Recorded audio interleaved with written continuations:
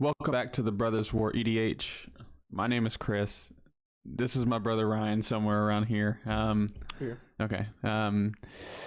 Today we're gonna give you some. We're gonna lay out our set review in a different way. We're actually gonna do just top 10 cards with one shout out. So, do we want to get started? Yep, let's do it.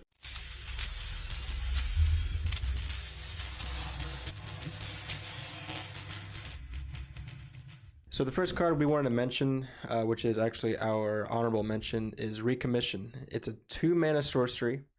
Return target artifact or creature card with mana value 3 or less from your graveyard to the battlefield. If a creature enters the battlefield this way, it enters with an additional +1/+1 counter on it. So this card, we just want to just add on here. I mean, you can return an artifact or a creature. Artifact is really cool for this card. If it was just creature, I don't know how. I mean, I think that it could still see some play, but you can return like an artifact. So I think of like all of those like less than 3 mana stacks cards. The artifacts or creatures or whatever. It's like you can bring them to the battlefield. Not rule of law. The Archon of Emeria. That one. Yeah. That one can be returned. I mean, this card is just generally powerful. For a common, this is like uncommon power level. I mean, 2 mana, basically white, reanimate something pretty relevant. I mean, you look at the converted mana cost of a lot of creatures, and the majority of them are going to be between 1 and 3. Yeah. And then you add in artifacts in there, and then you get just wild stuff, especially in like, some pieces that are like Trinispheres, or you got your static orbs, all your orbs and stuff like that. Amethyst, so they're all Thorn, I mean, 3 amazing card for 2 mana, and even at sorcery speed, I expect this to be seen quite a bit. Yeah, for sure. So moving on to the first card in our list, number 10, it is Recruitment Officer, a 1-mana 2/1 human soldier, 3 and a white. Look at the top 4 cards of your library. You may reveal a creature card with CMC 3 or less from among them and put it into your hand. Put the rest on the bottom of your library in a random order. So yeah, I mean, it's a lot for a 1-drop. If your deck is full of creatures with less than 3 CMC, then you're getting advantage with this card. Yeah. It's a soldier and it's a human. Those are also relevant in white. Very, very relevant or tribal. Also, this card shines in like rule of law decks, stacks decks that want to generate some card advantage outside of casting spells. And I think that we'll see. We might see this card a little bit. That remains to be seen, but I do think that this card is a lot for 1 mana. When you look at the creatures for 1 mana, and then you add on the ability to basically draw cards in white. That's definitely something worth mentioning. Oh yeah, for sure. Moving on to our 9th spot, we have Loran of the Third Path.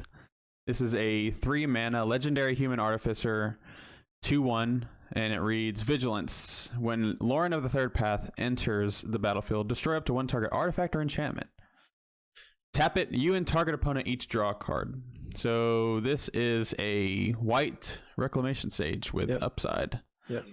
Draw a card. Yeah, I mean, you can have some in a pinch. If you have someone draw a card, you draw a card as well. I mean, again, white always coming up with these card draw engines. Giving an opponent a card is not good, but I mean, it's not the worst thing. Especially in mono white. And then with blink effects, white's really good at white blue specifically, really good at blinking.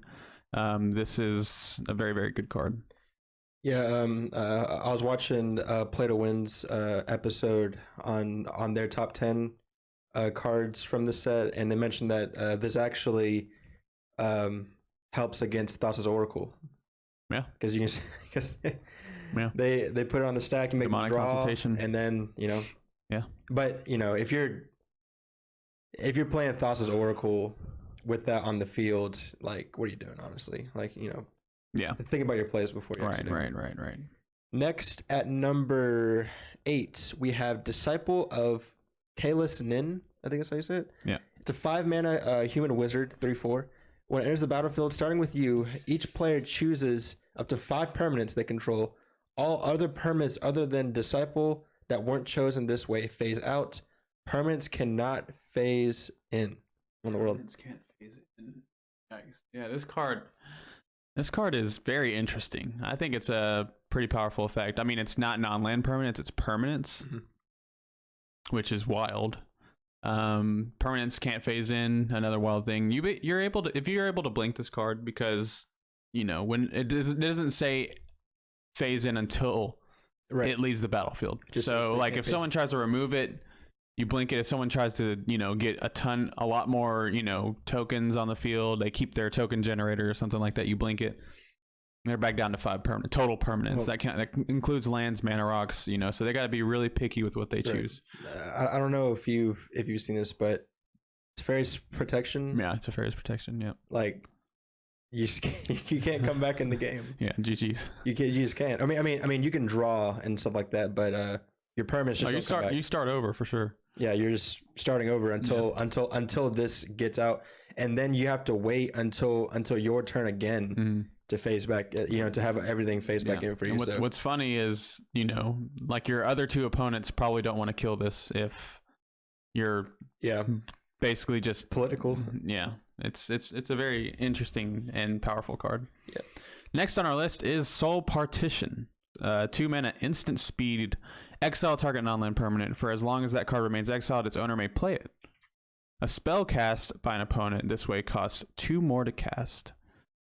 This is a very strong card. I think that this is basically a bounce spell.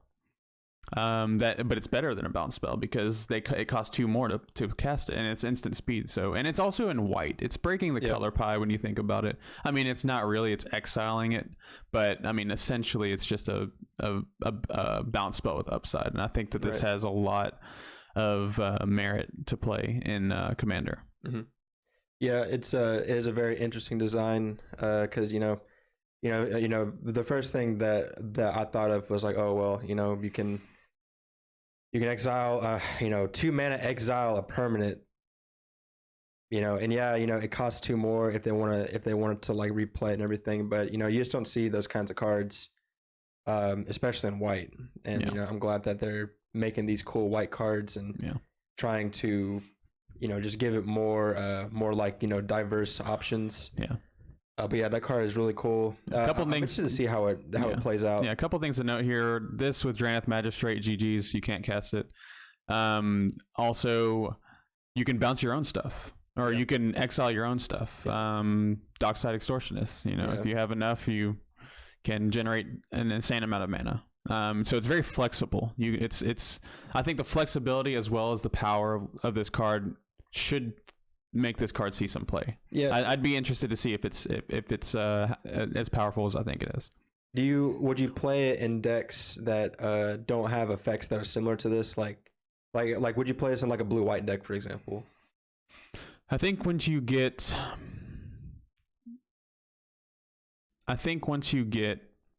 into more colors, it becomes less playable because there's better options. Yeah. Because you're not playing this over a Swords to Plowshare or a Path to Exile or something like that. But like specific mono white decks probably want this. So I mean, when you start adding colors, there's just better options. But as a card by itself, I do love the design, and I think it's pretty powerful on its own. I agree.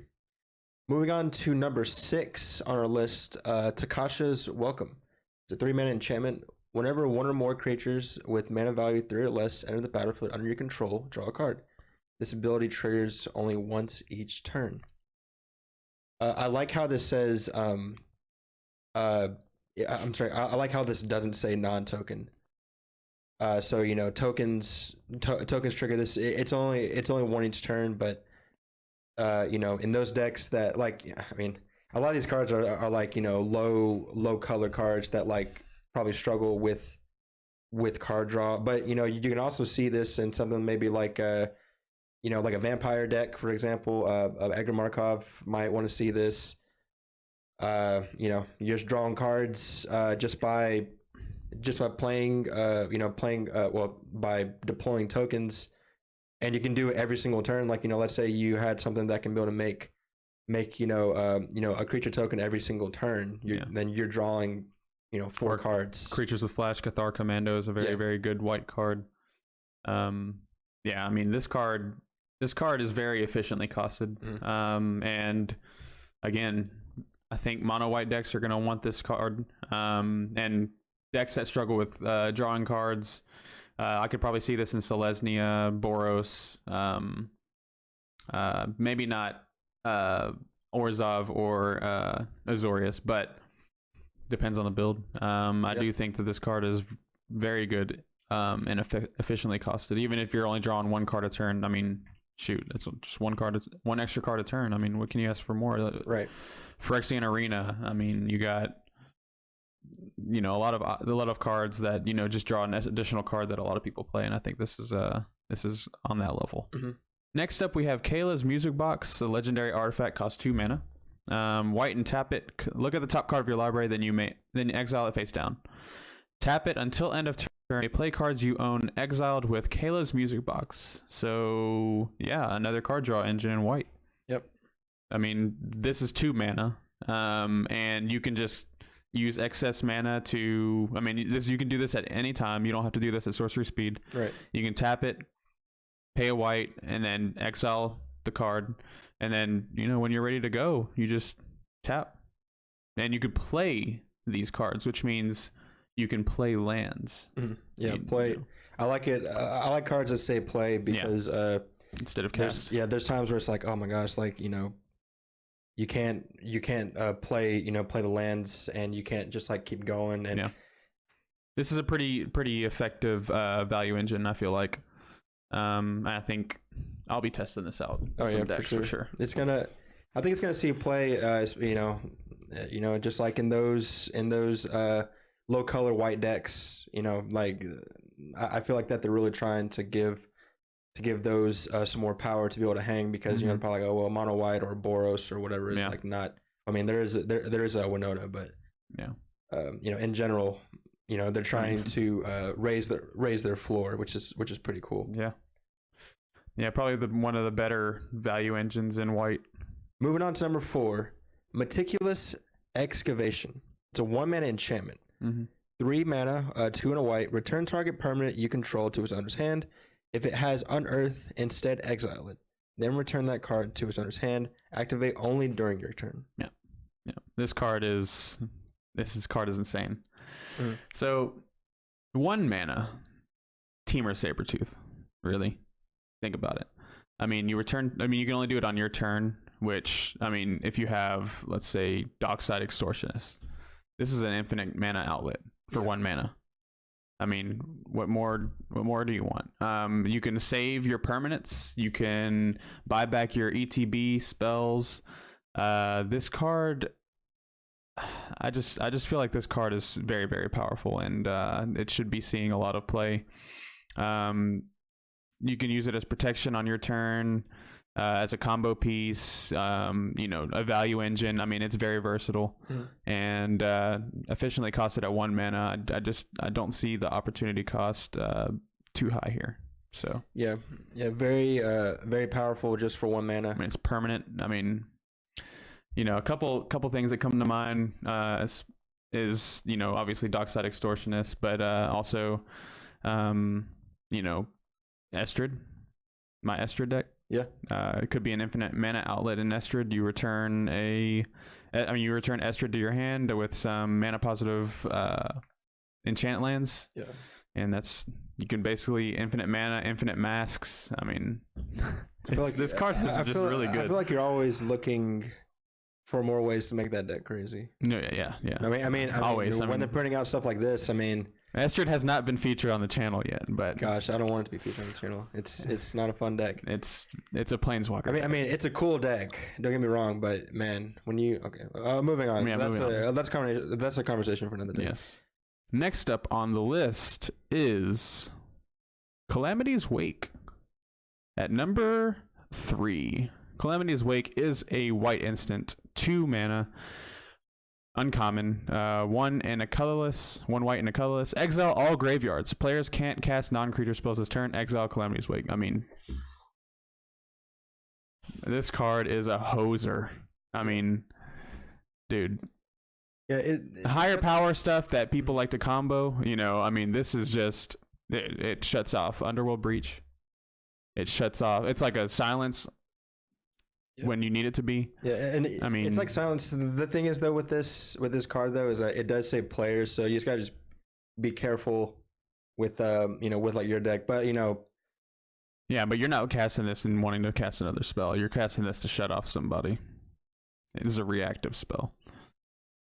Oh, I mean, yeah. But like, I mean, also it could be a proactive spell. I mean, when you're about it's proactive with like creature combos. No, even okay. So even let's this card is it just opened up a new world for me. You cast it in response to, you're about to win with like say Craterhoof Behemoth or something like that, and you're like, I don't want anybody to be able to deal with my stuff. Calamities Wake, Craterhoof Behemoth, GG's. Yep, that's it. Can't even interact. Yeah, you can't even. Woo! This card's powerful. Yeah, it's very good. Yeah. The higher power level you go, the more relevant it's gonna be. Yeah. Actually, like all the graveyards, I think people don't really look at because let's say someone's trying to reanimate. Yeah. Well, you can do this in response. If someone is trying to shuffle their graveyard back into their library, exile their entire everybody's graveyards or whatever, and then they can't even continue with what they were doing. So very, very interesting card, especially for the EDH people out there. They're probably going to be trying to use this in their decks. I think this will actually be played in more than just low color, I'd say 2-color, maybe even 3-color decks, depending how bad they want this effect. Yes, sir.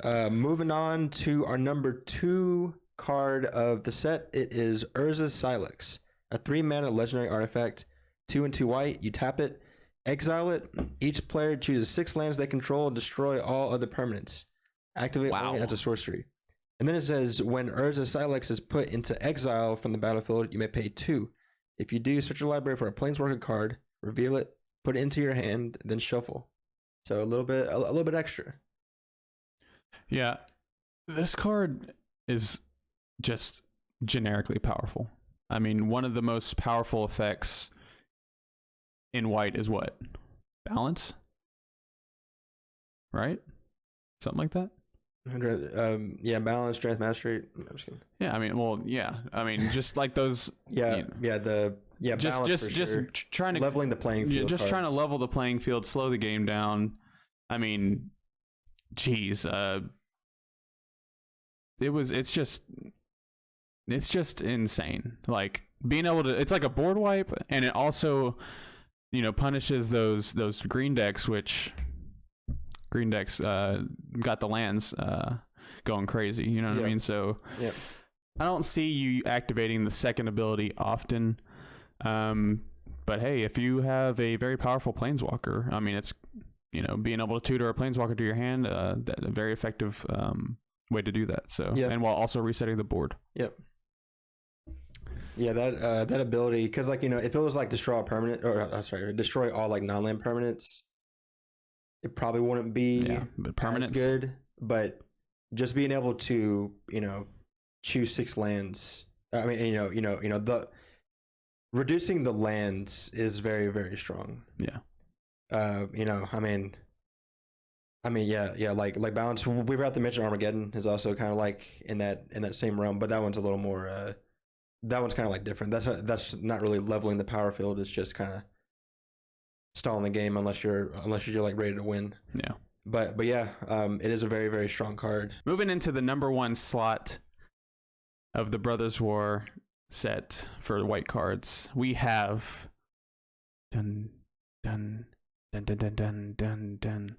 my Rel Shield of Archive. During your turn, your opponents can't cast spells or activate abilities of artifacts, creatures, or enchantments. When my Rel Shield of Archive attacks, create X11 colorless soldier artifact creature tokens, where X is the number of soldiers you control.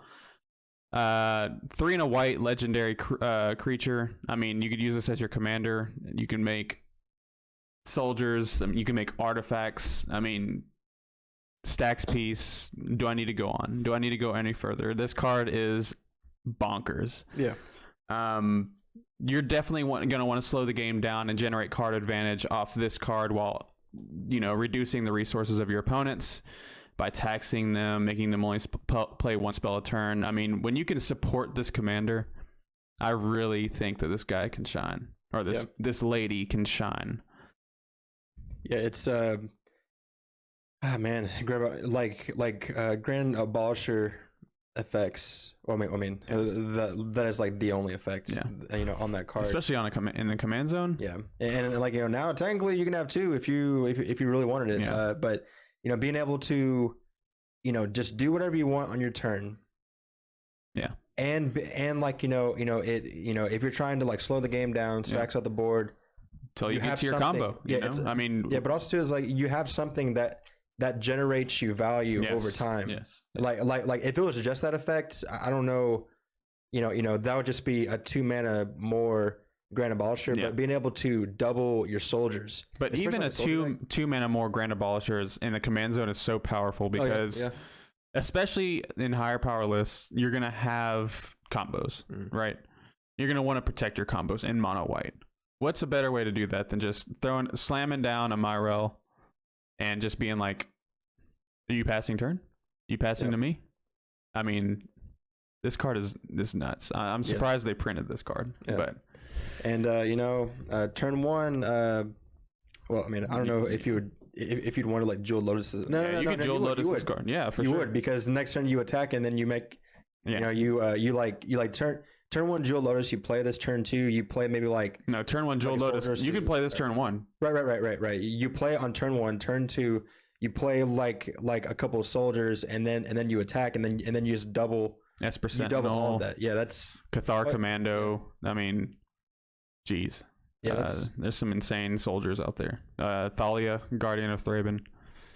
Yeah, it's a wild card for sure. Yeah. But yeah, that's going to do it for us for our white top 10. Yes. If there were cards that were not mentioned that you might that you think should be on this list, if you think that some of these cards are freaking terrible, let us know in the comments below. Yeah. And we'll see y'all later.